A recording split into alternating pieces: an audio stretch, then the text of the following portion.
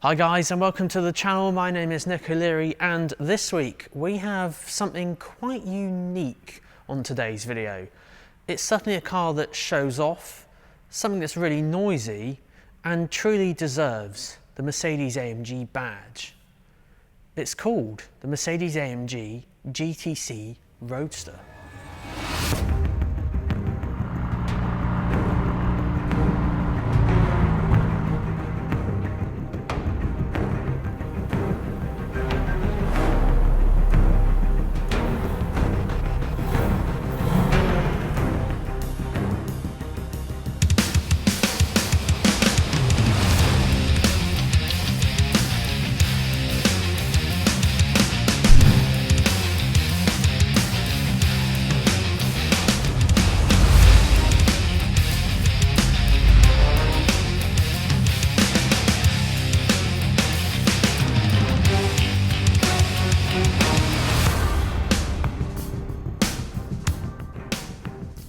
Now, Mercedes-AMG are the pioneers of high-performance cars in the Mercedes-Benz range, and the best thing about these is that they always remind you that you're driving a Mercedes-AMG with that awesome V8 sound. On the exterior, you have the AMG-specific grille, which reminds everyone and gives that really aggressive look. And it even goes to the inside as well. If you notice really carefully, the cockpit is actually designed in such a way that the buttons form the shape of a V with 8 cylinders down the middle. Now, of course, the heart of all Mercedes-AMG cars is the engine. Now, you would think actually the engine's under here, under the famous one-man, one-engine plaque, but actually it's further back, it's under the silver part here. And if you look really closely, it's actually behind the front wheels to offer as much stability as possible, just in case you're driving really quickly, or as I like to call, some spirited driving. Now, with all of that power, of course, you need 2 turbos, which are just underneath at the back as well, to suck in as much air as possible. All that combined will give you 557 horsepower, which is just insane. Of course, you've got that awesome V8 growl, and the best thing about it, you can get the roof back, and all of that 3.7 seconds 0 to 60. Insane. Now, with that large engine bay at the front and open sky driving, there is going to be a bit of a compromise somewhere, and that would be the boot size. Now, at 165 litres, it is quite small, but it should be big enough for a couple of bags for a weekend away, because there's only 2 of you going to be in there anyway. Now, it does make up for this in other areas, such as the sound department.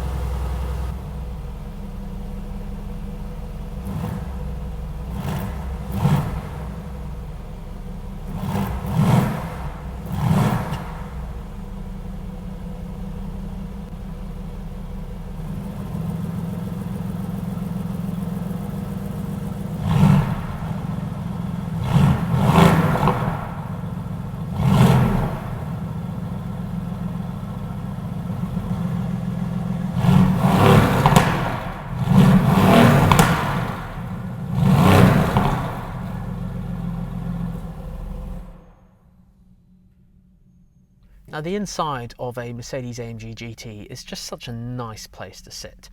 I know that some of the latest cars have like these double wide screens with ambient lighting and MBUX and stuff like that. It hasn't quite made it into the Mercedes-AMG GT range yet, if it ever does. But you know, this is classic design. As I mentioned at the start, the design from the outside also reflects to the inside. You've got the V in the middle here with the 8 cylinders. And you're probably wondering what all these buttons do. So they have Dynamic Select, Comfort, Sport, Sport Plus and Race modes if you're feeling adventurous. Then you've got the engine start-stop button, which is always glowing when you get in.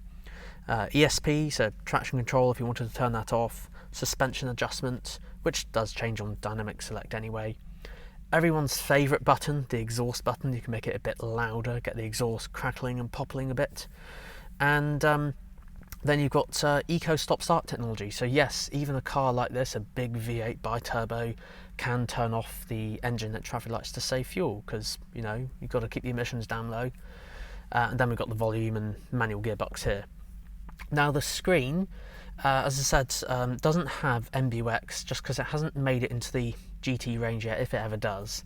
But as I said, you don't necessarily need it because this is Mercedes-Benz's command system. It's been around for years, very, very reliable. It's Mercedes-Benz own maps, and the live traffic comes from TomTom all through Mercedes Me. And yes, even this car has Mercedes Me as well. So you've got the Mercedes Me app. You can unlock and lock it.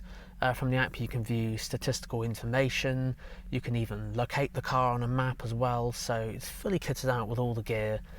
The actual screen itself, just running through, has of course a full European sat-nav, radio with DAB radio, media, so you have a CD player, a hard drive, so you can actually copy music onto the inbuilt system to play music and video. Of course video would be greyed out when you're driving.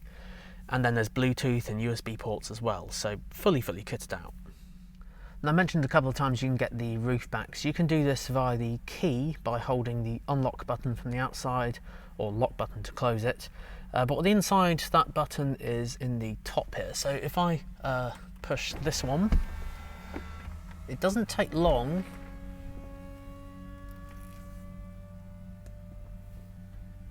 And just like that, the roof is converted. Now, I'm all for electric, that you may have seen me cover a few times on the channel. I've covered a few hybrids and electric cars. However, none of them sound like a V8.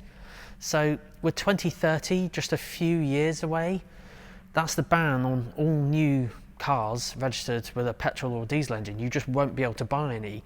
So, you know, these are going to eventually stop going into production because all manufacturers have to make hybrids or electric cars. So it's sad, really. I know at the end of the day V8s are probably the worst at emissions, but they put a smile on your face, you know. They sound great, they're really powerful, they're fun.